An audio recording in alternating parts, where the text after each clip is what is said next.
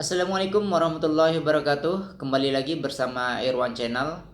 Di video sebelumnya saya sudah menampilkan paparan Bapak Fauzi terkait proyek penguatan profil pelajar Pancasila. Kali ini saya kembali menampilkan penjelasan Bapak Fauzi terkait dengan bagaimana sistematika penyusunan kurikulum satuan pendidikan di kesetaraan. Nah, ini sangat penting sekali untuk kita pahami. Saya tidak perlu berpanjang lebar. Berikut saya akan tampilkan paparan Pak Fauzi Bol terkait dengan analisis konteks pentagonal aset berikut ini.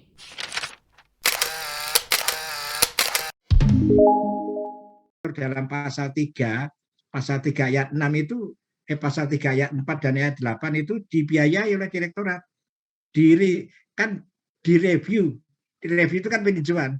Jadi Bapak Ibu melakukan semacam review kurikulum operasional, yaitu dokumen KSP-nya. Jadi kurikulum operasional itu nama penjelasannya, tapi nomenklatur dalam peraturan pemerintah namanya kurikulum satuan pendidikan. Kalau dulu disebut dokumen KTSP ya. Nah, ini Ibu dan Bapak sekalian ya. Jadi nanti ketika mereview melibatkan dinas. Dinas akhirnya akan mengesahkan. Karena di dalam permen itu disebutkan harus disahkan oleh dinas. Permen 61 tahun 2016. Nah, ini rinciannya ya. Nah, kalau yang lama kan Bapak Ibu di ayat 5 itu melakukan analisis ke peraturan perundangan. Nanti kalau di analisis pentagonal kita sebut dengan analisis kebijakan. Nah, kemudian analisis kebutuhan peserta didik, satuan pendidikan lingkungan, dan analisis ketersediaan sumber daya pendidikan. Nah, ini dalam pendekatan sekarang ini kita sebut dengan analisis pentagonal. Bagaimana ketersediaan sumber daya, bagaimana ketersediaan aset. Ya, ini kita lakukan dengan analisis pentagonal. Ya, jadi kalau di permen kan nggak disebut menggunakan analisis metode ini ya tidak disebut. Tapi ini sebenarnya merupakan bentuk analisis pentagonal aset sesuai dengan Permen 61 tahun 2014 di pasal 3 itu ya Ibu dan Bapak. Nah, nanti tahapan penyusunan KSP-nya pertama dibentuk tim pengembang. Nanti pengembang inilah yang melakukan analisis konteks. Nah, ini kan sudah ada timnya ya, dibentuk tim pengembang. Nah, kemudian tim pengembang membuat dokumen satu yang nanti termasuk analisis konteks. Kemudian nanti harus ada dilengkapi itu silabus. Jadi ketika nanti review tidak hanya menghasilkan yang dari proyek yang dibiayai direktorat, tapi silabus kelompok umum, berbagai mata pelajaran, dan RPP itu nanti masuk dokumen 2, dokumen 3, itu harus dibuat juga. Karena itu bagian dari dokumen KSP. Dan ketiga dokumen itu nanti dibahas di dalam lokakarya peninjauan atau lokakarya review ya, kan review itu peninjauan, lokakarya peninjauan kurikulum, ditambah juga boleh kurikulum operasional, tapi ya sudah cukup lokakarya peninjauan kurikulum satuan pendidikan. Nanti ada berita acara, ada penetapan KSP-nya, nanti ada dokumen 1, dokumen 2, dokumen 3, yang nanti akhirnya disahkan oleh Dinas Pendidikan Kabupaten Kota. Nah, ini alurnya Ibu dan Bapak sekalian. Nah, bagaimana kita menyusun dokumen 1 kurikulum satuan pendidikan Bapak Ibu, kan kita berdasarkan kerangka dasar dan struktur kurikulum, paket A, paket B, atau paket C ya. Nah, kemudian berdasarkan analisis konteks, ya, ada analisis konteks. Nah, kemudian kita susun dan juga tentunya kebijakan-kebijakan. Nah, kemudian nanti akan menjadi sebuah kurikulum satuan pendidikan yang kontekstual, diversifikasi, dan sesuai dengan kebutuhan peserta didik. Ini kan sesuai dengan PP 57 tahun 2021. Nah, Ibu dan Bapak sekalian, ketika kita melakukan analisis konteks, kita akan sepakat ya, analisis konteks itu tidak ada analisis konteks yang paling benar, tergantung kebutuhan. Analisis konteks membandingkan 8 standar itu penting dilakukan, tetap penting untuk melakukan mengetahui atau mempersepsikan satuan pendidikan itu terhadap 8 standar itu sudah sampai di mana. Itu penting untuk menjamin mutu. Dan itu penting untuk melakukan memastikan kegiatan pembelajaran pada muatan umum itu dilakukan dengan baik. Namun ketika kita akan melakukan kegiatan yang bersifat muatan kelompok khusus, nah kita menjadi penting untuk melakukan analisis konteks dengan metode yang lain ya. Nah, kemudian kita perlu juga melakukan analisis konteks agar bagaimana kita bisa mencapai 6 dimensi kunci. Dan kemudian nanti akan kita terjemahkan dalam program konkret ya. Jadi nanti dari analisis konteks dengan metode pentagonal itu kita akan bikin program yang konkret, bukan normatif tapi konkret untuk mencapai 6 dimensi kunci profil pelajar Pancasila. Ini maksudnya Ibu dan Bapak. Nah, dari analisis konteks tadi, satuan pendidikan itu diharapkan mampu mengembangkan kebijakan penguatan profil pelajar Pancasila yang mengacu 7 tema, tapi kita menggunakan 3 tema yang telah diidentifikasi dan menyesuaikannya dengan kondisi lokal, kemudian dengan kurikulum yang tersedia, kerangka dasar dan struktur kurikulum. Kalau kita menggunakan kurikulum muatan kelompok khusus, materi serta metode pembelajarannya. Dampak keberhasilan sebuah layanan pendidikan yang kontekstual adalah tingkat kompetensi peserta didik yang terukur dengan indikator yang jelas. Nah, kalau kita mampu menerjemahkan program yang konkret pada muatan kelompok khusus, mudah-mudahan dari silabusnya itu nanti kan ada indikator yang jelas yang bisa untuk penguatan profil pelajar Pancasila yang dituangkan di dalam langkah-langkah pembelajaran. Sekali lagi Bapak Ibu sekalian, kuncinya untuk membuat kegiatan konkret untuk mengarah penguatan profil pelajar Pancasila itu nanti ketemu programnya apa dari hasil analisis konteks, kemudian membuat rancangan pembelajaran, dan itu dituangkan dalam langkah-langkah pembelajaran. Kuncinya di langkah-langkah pembelajaran Bapak Ibu. Oke. Nah, ini tadi ya, mengulang saja. Nah, kemudian metode analisis konteks. Jadi kan ada beberapa metode. Tidak ada metode yang paling baik dan tidak ada metode yang jelek. Jadi kan kita selama ini menggunakan metode bagaimana memobilisasikan satuan pendidikan terhadap capaian standar nasional pendidikan. Itu bisa tetap dilakukan untuk melakukan penjaminan mutu bagaimana capaian kita terhadap 8 standar. Dan untuk memastikan pembelajaran muatan kelompok umum itu berjalan dengan sesuai standar. Ini yang pertama. Tapi dulu kita juga melakukan analisis SWOT untuk merumuskan program muatan kelompok khusus. Nah, sekarang kita dikenalkan dengan metode pentagonal asset. Nah, metode pentagonal asset itu dilakukan untuk memunculkan bentuk program, bentuk kegiatan, bentuk proyek pada muatan kelompok khusus. Ya. Dan pentagonal asset ini sudah banyak digunakan pada program-program pemberdayaan masyarakat dalam arti umum. Misalnya program Keluarga Harapan, pengentasan keluarga miskin, PNPM, bahkan bahkan program pada Kementerian Pekerjaan Umum dan Perumahan Rakyat. Itu banyak menggunakan metode pendekatan pentagonal asset.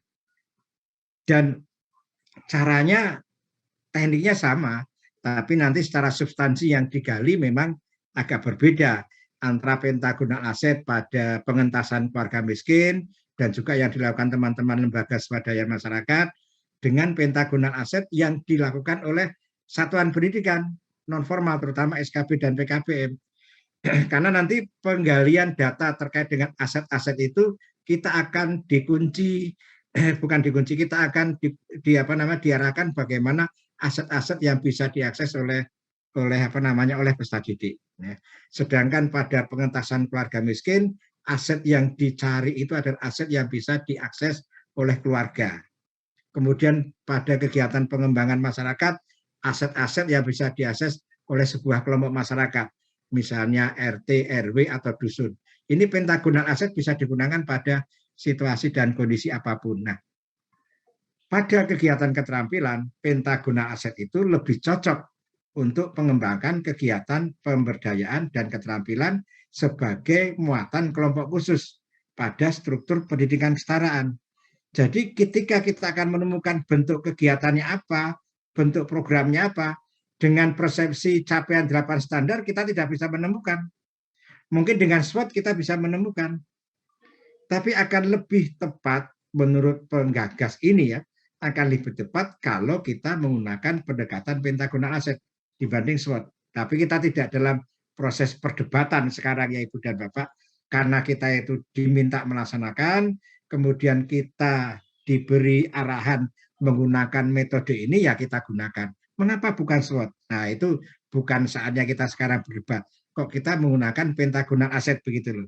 Jadi sebenarnya tidak ada yang mana yang lebih baik, mana yang lebih buruk. Hanya sekarang kita diminta oleh pemberi program bahwa kita diminta untuk membuat pengembangan kegiatan pemberdayaan dan keterampilan dengan menggunakan metode analisis konteks pentagonal aset. Ya. Jadi dalam tiga sebenarnya pentagonal aset itu dalam teori umumnya itu tidak untuk analisis konteks sebenarnya. Nah, kita kan analisis konteksnya ini kan untuk kepentingan pengembangan kegiatan pembelajaran yang harus diawali dengan analisis konteks. Nah, pentagonal aset itu sebenarnya dalam hal untuk menggali aset-aset apa yang bisa diakses oleh sebuah kelompok masyarakat. Dari 5 akses. Akses sumber daya alam, akses sumber daya manusia, akses infrastruktur, aset sosial, aset keuangan. Aset apa yang bisa dikuasai, bisa diakses, dan akses apa yang tidak bisa diakses. Sehingga dari situ kemudian nanti akan muncul ide-ide, akan muncul kesimpulan, oh ini perlu dikembangkan sumber daya manusia, perlu dikembangkan cara agar dia bisa mencapai atau akses sumber daya alam dan seterusnya. Nah itu digunakan dalam kegiatan pengembangan program pemberdayaan masyarakat. Nah, karena kita akan melakukan analisis konteks, maka kita menggunakan analisis konteks untuk kegiatan pemberdayaan dan keterampilan pada muatan kelompok khusus. Kita diminta untuk menggunakan pentagonal aset. Ada 3 bagian utama, Bapak Ibu, dalam analisis pentagonal aset ini. Ya, ada 3 bagian utama. Pertama, kita diminta untuk melakukan analisis kerentanan dan peluang masyarakat. Yang kedua, kita melakukan analisis kebijakan. Nah, yang kelima, kita diminta melakukan analisis 5 aset utama satuan pendidikan. Ya, sekali lagi, analisis 5 aset utama satuan pendidikan. Kalau di di program PNPM dan program yang lain, analisis aset utama atau analisis 5 aset utama keluarga. Analisis 5 aset utama dusun misalnya. Jadi tergantung konteksnya. Karena ini kita dalam konteks untuk satuan pendidikan, maka analisis 5 aset utama satuan pendidikan. Nah, bagaimana kita melakukan analisis kerentanan dan peluang masyarakat, Ibu dan Bapak? Nah, kita akan menggali data, ya kan?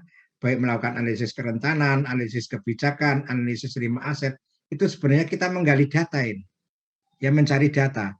Nah, pencarian datanya itu bisa dengan data primer, bisa dengan data sekunder. Barangkali selama ini Bapak Ibu sudah melakukan pengamatan bagaimana kondisi peserta didik. Nah, analisis kerentanan itu yang pertama kita tekankan bagaimana analisis kerentanan pada peserta didik. Kondisi peserta didik rentan secara sosial, secara ekonomi, secara pendidikan. Misalnya dia putus sekolah, kemudian dia nanti kalau setelah selesai diharapkan kan bisa bekerja, tapi kalau tidak ada bekal yang cukup, maka dia rentan. Rentan apa? Rentan tidak bisa masuk ke dunia kerja dan dunia usaha. Nah, ini analisis kerentanan. Ya. Jadi analisis kerentanan itu kita melihat bagaimana kondisi peserta didik dan juga lingkungan yang ada di sekitar, lingkungan sosial yang ada di sekitarnya. Jadi kita bisa melihat kerentanan peserta didik, juga kita bisa melihat kerentanan masyarakat. Kenapa? Boleh jadi kerentanan masyarakat itu akan memunculkan ide yang bisa dilakukan untuk kegiatan satuan pendidikan. Misalnya sekarang sedang COVID-19. Ini kan pandemi kerentanan. Nah, kemudian muncul ide untuk program keterampilan membuat masker apa gitu, atau mungkin membuat teknologi baru, masker yang dengan teknologi baru. Jadi analisis kerentanan bisa kita cari kerentanan peserta didik yang subjek pelaku pendidikan di satuan kita, bisa juga kerentanan yang terjadi di lingkungan sosial, yang itu barangkali akan memunculkan ide atau kegiatan yang bisa dilakukan untuk meningkatkan keterampilan bagi peserta didik. Dan itu akan menjadi peluang Ibu dan Bapak. Jadi analisis kerentanan masyarakat itu akan menjadi peluang bagi peserta didik untuk melakukan kegiatan peningkatan keterampilan. Itu yang dimaksud dengan analisis kerentanan dan peluang masyarakat Ibu dan Bapak. Saya kira kita perlu mencari nanti berkontemplasi bagaimana kerentanan yang dihadapi peserta didik, bagaimana kerentanan yang dihadapi secara sosial ekonomi masyarakat pada dewasa ini, dan itu nanti diharapkan menjadi peluang. Saya kira Bapak Ibu nanti akan bisa. Kemudian analisis kebijakan. Nah, kita melihat berbagai kebijakan mulai dari tingkat nasional, kemudian tingkat daerah, kemudian tingkat satuan pendidikan. Nah, tentunya ini dikaitkan dengan bagaimana kebijakan Merdeka Belajar, kemudian kebijakan penguatan profil pelajar Pancasila, kemudian juga kebijakan pemerintah daerah terkait dengan sektor pendidikan, sektor ekonomi, tenaga kerja. Nah, kebijakan-kebijakan apa yang akan memengaruhi terkait dengan proyek yang akan kita kembangkan. Ini perlu kita analisis Ibu dan Bapak. Nah, kemudian masuk kepada analisis 5 aset. Nah, ini yang paling penting Bapak Ibu. Bagaimana kita melihat 5 aset utama pada satuan pendidikan. Jadi ada 5 aset. Pertama sumber daya alam, kemudian sumber daya manusia, kemudian keuangan, kemudian fisik, yang kelima sosial, ya sosial. Nah, ini nanti bisa kita ukur, kita lihat bagaimana kondisinya, faktanya. Jadi kita ingin mengetahui fakta yang nanti akan menjadi peluang yang bisa kita manfaatkan. Jadi bisa saja Bapak Ibu sekalian, maaf, sebelum kita masuk ke analisis ini, kita sudah punya ide, kita sudah punya gagasan. Nah, ide gagasan itu kita konfirmasi dengan kerentanan masyarakat bagaimana dan peluangnya bagaimana. Konfirmasi dan dikuatkan. Boleh misalnya kita mau ide kuliner ini atau replika ini reok, kemudian kerajinan enceng gondok. Kita boleh punya ide. Tapi kemudian harus kita konfirmasi dengan bagaimana analisis kerentanan dan peluangnya. Bagaimana analisis kebijakannya. Nah, kemudian bagaimana akses sumber daya alamnya. Ya. Nah, SDA ini tidak hanya bicara SDA fakta sumber daya alam yang ada di lingkungan satuan pendidikan. Ya, kemarin beberapa waktu yang lalu menuliskan fakta sumber daya alam. PKBM berlokasi di sini dan luas lahannya sekian. Nah, itu bukan maksudnya sumber daya alam satuan pendidikannya, tapi fakta sumber daya alam yang ada di lingkungan sekitar satuan pendidikan yang bisa dimanfaatkan. Dan itu nanti menjadi sumber daya alam untuk program kegiatan. Maka kita lihat bagaimana fakta, misalnya di sana daerah perkebunan, daerah perkotaan, hutan, karet, pantai, nelayan. Nah, ini sumber daya alam yang bisa diakses.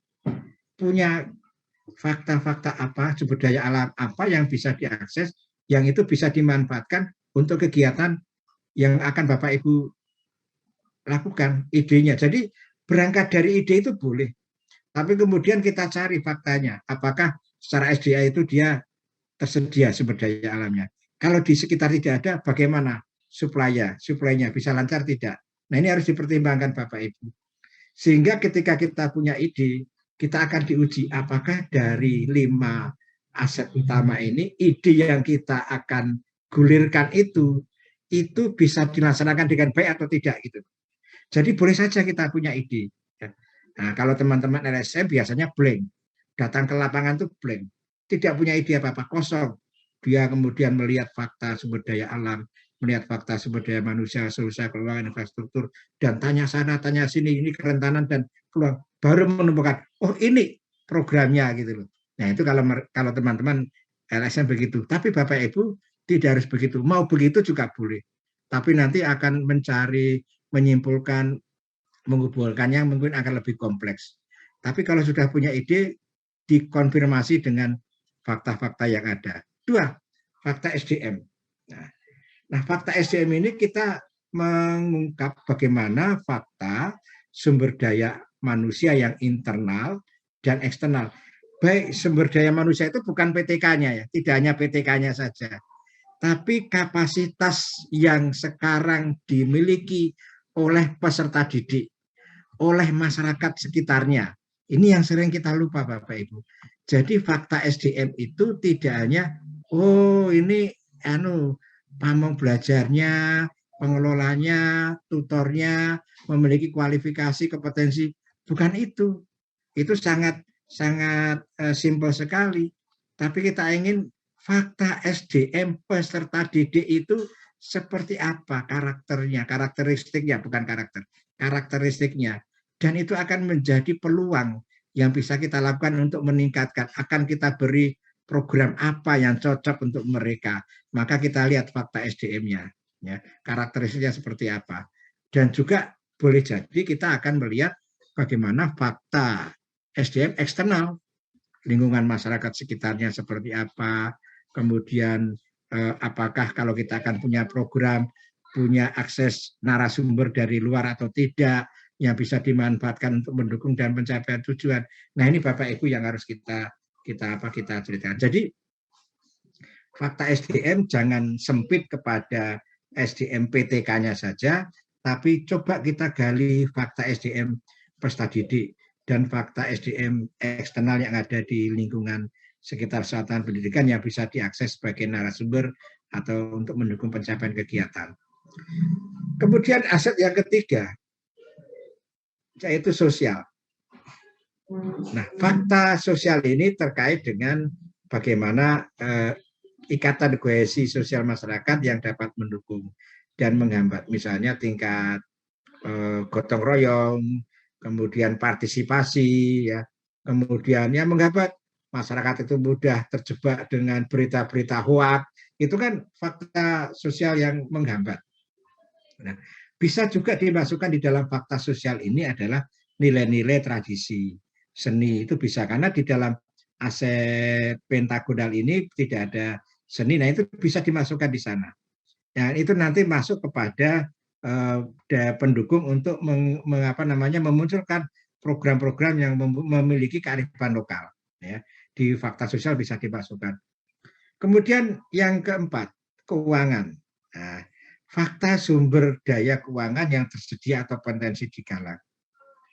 Nah, Bapak Ibu boleh saja menceritakan bahwa akses keuangan SKB itu dari APBD sedikit, banyak dari pusat. Tapi yang perlu kita lihat dari aset keuangan ini bahwa bagaimana perilaku peserta didik dalam mengelola keuangan. Ya. Nanti ini penting untuk apa? Agar kegiatan kita ini bisa berjalan dengan baik, karena peserta didik itu belum memiliki kemampuan finansial, pengelolaan finansial, bukan kemampuan finansial, pengelolaan finansial. Berarti nanti akan memunculkan program kewirausahaan yang khusus bagaimana agar dia bisa mengelola finansial dengan lebih baik. Ya. Jadi kegiatan analisis konteks dengan pentagonal aset ini juga bisa memunculkan kegiatan-kegiatan yang akan kita lakukan. Kegiatannya bisa dalam bentuk program, bukan program, bisa dimasukkan di insert di dalam silabus, ya, di dalam silabus. Tidak harus berupa proyeknya, tapi kita insert di dalam silabus. Oh, perlu ada materi mengenai pengelolaan finansial, karena fakta sumber daya keuangan yang tersedia atau potensi digalang peserta didik itu lemah. Jadi tidak hanya potensi keuangan satuan pendidikan, ya, tapi bagaimana supaya peserta didik itu bisa memiliki kemampuan pengelolaan keuangan. Nah, ini mungkin di draft yang dikeluarkan kementerian atau direktur tidak ada, tapi Bapak Ibu bisa baca-baca di dalam bagaimana bisa lebih memperjelas tentang pentagonal aset dari fakta keuangan. Kita bisa melihat kemampuan peserta didik atau sasaran, karena kan ini akan kepada sasaran. Jadi 5 pentagonal aset itu tidak hanya membahas satuan pendidikan, tapi juga sasaran yang akan kita kenai. Siapa itu? Yaitu peserta didik. Jadi tadi dari SDA-nya, bagaimana peserta didik bisa mengakses, memanfaatkan SDA, juga SDM peserta didik, fakta sosialnya juga peserta didik, dan juga lingkungannya, ya. Kemudian keuangan juga peserta didik. Jadi ini tidak hanya aset dari satuan pendidikan, tapi lebih fokus kepada bagaimana kapasitas aset dari 5 aset utama ini dari peserta didik itu sendiri. Kemudian yang kelima atau yang terakhir yaitu infrastruktur fisik, ya. Fakta sarana prasarana yang tersedia dan bisa diakses oleh satuan pendidikan dan juga diakses oleh peserta didik. Baik fakta sarana prasarana yang dimiliki satuan pendidikan atau sarana prasarana yang ada di luar satuan pendidikan, dan itu bisa dimanfaatkan atau bisa diakses terkait dengan program yang akan dikembangkan. Barangkali program yang akan kita kembangkan, misalnya kita akan bicara kuliner misalnya, tapi ternyata kelengkapan sarana di SKP kurang, maka kita harus bekerjasama dengan LPK Tata Boga. Nah, itu yang dimaksud apakah ada sarana prasarana yang tersedia di sekitar satuan pendidikan dan itu bisa diakses. Nah, ini yang perlu kita cermati Bapak Ibu. Nah, Bapak Ibu sekalian, selanjutnya saya akan mengajak Bapak Ibu untuk melihat dokumennya Bapak Ibu, dokumen dari draft analisis konteks, ya. Di sana sudah ada contoh, ya, contoh bagaimana kita menghasilkan analisis konteks, ya. Ini pertama, ini kan kita melakukan analisis kerentanan. Nah, ini contoh dari hasil mengungkapkan data analisis kerentanan. Ini Bapak Ibu, silakan nanti mencoba untuk menulis seperti ini. Ini sudah ada contoh untuk kerentanan. Kemudian struktur dan kebijakan atau kebijakan juga sudah ada contohnya, analisis kebijakan. Ini Bapak Ibu bisa ambil dari beberapa kebijakan yang ada di kementerian terkait dengan pendidikan kesetaraan, dengan konsep merdeka belajar, kemudian di dinas pendidikan, kemudian di pemerintah daerah. Bapak Ibu bisa dicari yang cocok dengan program yang akan kita kembangkan, Bapak Ibu sekalian. Kemudian SDA ini. Nah, ini SDA. Contoh dari hasil analisis SDA, ya. Oke, kemudian SDM-nya ini tidak tertulis di sini, Bu dan Bapak, tidak masuk di dalam contoh. Kemudian ini personil, ya, personil. Ini contoh personil. Maksudnya untuk aset personil. Ini aset sosial, maaf. Ini aset sosial, bukan SDM tapi aset sosial. Tapi di sini bicara personil, ya. Personil dalam lembaga digerakkan oleh norma kerelawanannya masih kuat. Nah, ini kohesi sosialnya ini yang dimaksud, ya. Ini di aset sosial. Tidak pernah ada konflik personil dan seterusnya. Nah, nanti Bapak Ibu ceritakan bagaimana aset sosial yang ada di lembaga dan juga di masyarakat. Terutama masyarakat itu pertama kita lihat dari sisi peserta didiknya. Jangan lupa Bapak Ibu sekalian, kita menyorotinya pertama itu dari satuan pendidikan, kedua peserta didik, baru masyarakat. Karena kita akan membuat program itu untuk siapa? Untuk peserta didik. Ya. Jangan langsung ke masyarakat, tapi peserta didik dulu kita lihat dari gambaran bagaimana akses mereka terhadap 5 aset pentagonal ini. 5 aset. Ya. Pentagonal itu 5 aset. Nah, ini contoh infrastruktur, ya. Contoh infrastruktur, ya. Nah, kemudian ini keuangan Bapak Ibu. Ini keuangan, oke. Contoh keuangan. Saya kira Bapak Ibu nanti bisa membaca di sana.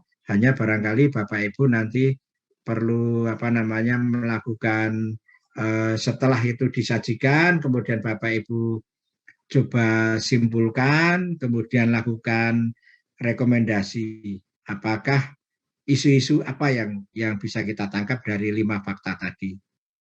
Nah, kemudian kita jadikan kesimpulan, kemudian nanti akan memunculkan rekomendasi. Rekomendasi berupa program kegiatan yang akan kita lakukan yang merupakan proyek penguatan profil pelajar Pancasila yang ditemukan berdasarkan metode analisis konteks dengan menggunakan metode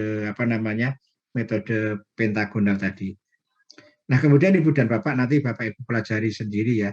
Nah, kalau di sini ada lampiran 1, lampiran 1 ini di dalam dokumen yang sudah dibagikan, ini sebenarnya merupakan instrumen ya, instrumen. Bapak Ibu mau menggunakan ini boleh, Bapak Ibu nanti menggunakan cara yang lain boleh. Ini kan instrumen baru ada 2 contoh. Bagaimana SDM-nya, bagaimana kelembagaan pelaku usaha. Bapak Ibu mau menanyakan per pentagonal tadi juga boleh, per 5 aset tadi boleh, dengan penggalian data yang seperti ini Bapak Ibu. Saya berikan contoh penggalian data dengan cara membuat fakta-fakta dengan unsur 5W 1H ya, 5W 1H. Sebentar ya.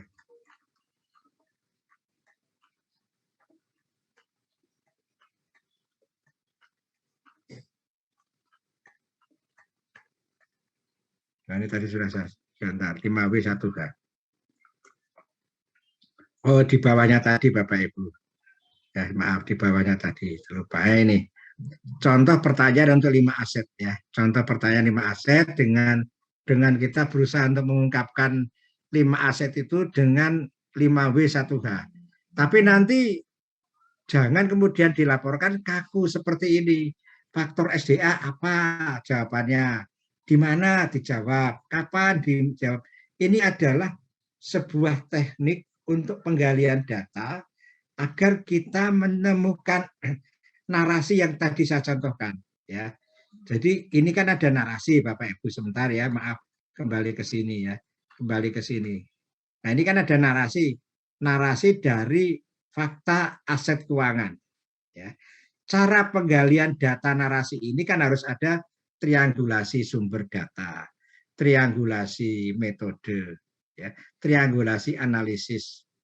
Nah, ketika kita menggunakan penggalian data dengan berbagai sumber data tadi, kita menanyakan kepada sumber data dengan cara menanyakan unsur 5W 1H. Tapi setelah jadi narasi untuk kita laporkan menjadi seperti ini Bapak Ibu ya, menjadi seperti ini. Ini contoh hasil narasi aset keuangan. Contoh hasil narasi aset keuangan.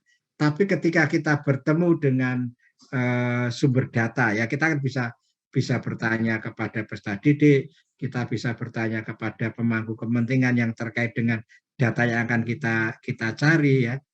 Ya, kemudian kita menanyakan dengan ini, dengan unsur 5W 1H. Apa, di mana, kapan, siapa, mengapa, bagaimana. Nah, ini kunci-kunci pertanyaan untuk 5 aset. Ini contoh saja, contoh kunci pertanyaan untuk 5 aset. Tapi nanti setelah jadi dokumen, jangan ditulis faktor SDA 1 apa, dijawab, 2 di mana. Ini jangan kaku seperti itu, ini adalah kunci. Ini kunci kan seperti orang membuat berita itu ya. Nah, berita itu kan harus mengandung 5W 1H. Sebenarnya penelitian juga begitu.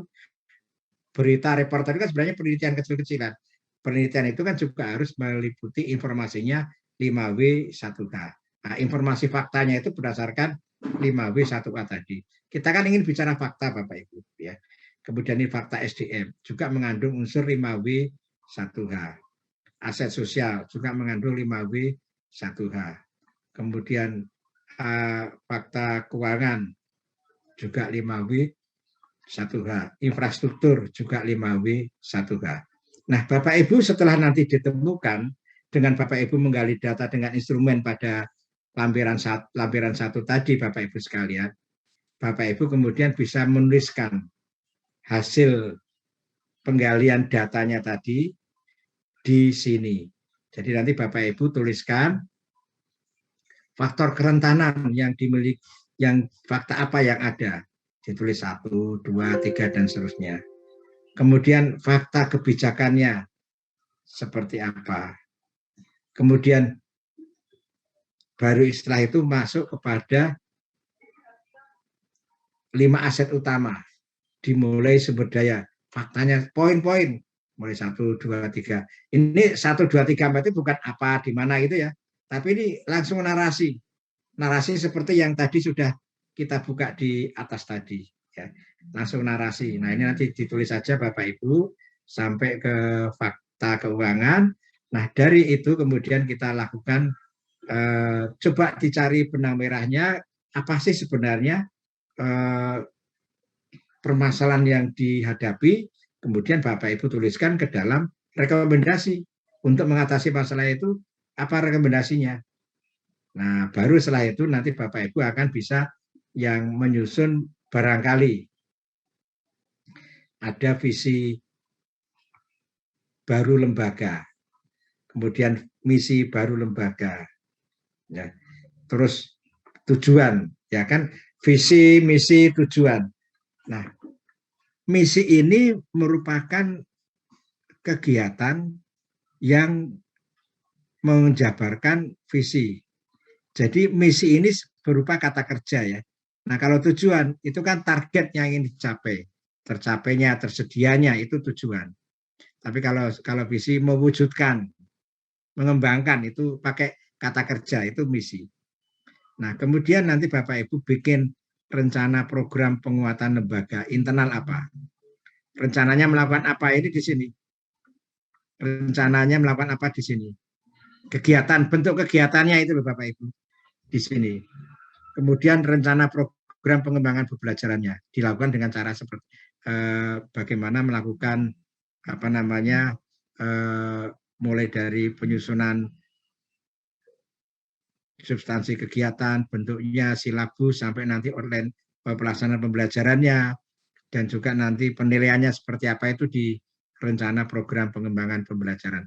Saya kira itu Ibu dan Bapak sekalian sebenarnya sangat sederhana ya. Pentagonal asset itu tidak jelimet sebenarnya. Jadi intinya kita pentagonal aset kan intinya kita akan melihat aset yang dimiliki oleh satuan pendidikan, kalau kita akan mengembangkan program satuan pendidikan, aset yang dimiliki oleh keluarga, kalau kita akan mengembangkan kapasitas keluarga dalam pengentasan kemiskinan, dan kalau kita ingin meningkatkan peserta didik, berarti kita melihat bagaimana aset yang bisa diakses oleh peserta didik. Dan kalau dalam aset pentagonal di program ini berarti kita melihat satu aset yang bisa, fakta aset yang bisa diakses oleh satuan pendidikan, dan fakta aset yang bisa diakses oleh peserta didik, dan juga nanti masyarakatnya.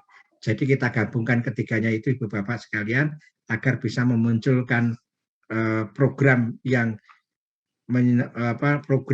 bisa memenuhi kebutuhan peserta didik.